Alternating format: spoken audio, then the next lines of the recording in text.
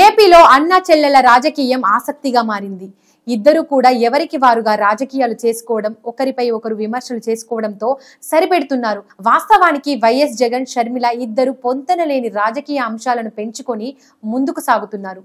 రాష్ట్ర వ్యాప్తంగా ఏ పార్టీ అయినా ప్రజల కోసం, ప్రజా సమస్యల కోసం పనిచేయాలి. కానీ దీనిని వదిలేసి వ్యక్తిగత అజెండాలతో అన్న చెల్లెలు ఇద్దరు ముందుకు సాగుతున్నారు. ఈ విషయంలో మాత్రం వీరు ఎక్కడా వెనక్కు తగ్గకుండా ముందుకు వెళుతూ పెద్ద డిజాస్టర్ రాజకీయం చేస్తున్నారు. ఉదాహరణకు గత నెల రోజుల్లో రాష్ట్ర వ్యాప్తంగా జరిగిన పరిణామాలు, గడిచిన వారం రోజులుగా బంగాళాఖాతంలో ఏర్పడిన వాతావరణ పరిస్థితుల కారణంగా పలు జిల్లాల్లో వరదలతో అల్లాడిపోయాయి.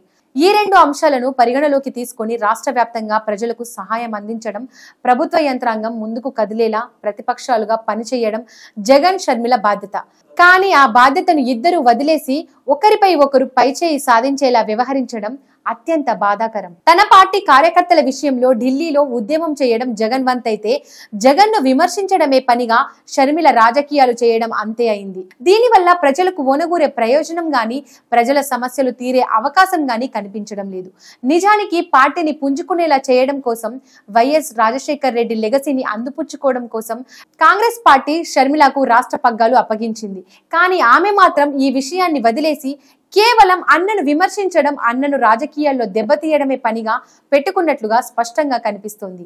ఎన్నికలకు ముందు, ఎన్నికల తర్వాత కూడా జగన్మోహన్ రెడ్డిని ఆమె టార్గెట్ చేశారు. కానీ దీనివల్ల రాష్ట్ర ప్రజలకు ఒనగూరే ప్రయోజనం గాని, కాంగ్రెస్ పార్టీకి వచ్చే ఓటు బ్యాంకు కానీ ఎక్కడా కనిపించడం లేదు. మరోవైపు కేవలం తన పార్టీ కార్యకర్తలకు దెబ్బ తగిలితే మాత్రమే జగన్మోహన్ రెడ్డి స్పందించారు. నిజానికి విజయనగరంలో 5 రోజుల పసికందుపై జరిగిన అఘాయిత్యానికి కానీ, నంద్యాలలో 8 ఏళ్ల చిన్నారిపై జరిగిన దారుణం ఘటనపై కానీ, అదే విధంగా రాష్ట్రంలో చోటు చేసుకున్న పరిణామాలపై కానీ జగన్మోహన్ రెడ్డి స్పందించలేదు. వినుకొండలో జరిగిన తన కార్యకర్త హత్య, తన పార్టీ కార్యక్రమాలపై జరుగుతున్న దాడులు వంటి వాటిని మాత్రమే ఆయన చూస్తున్నారు. ఇది ఎంతవరకు సమంజసం అనే విషయం ఇప్పుడు ప్రస్తావనార్హం.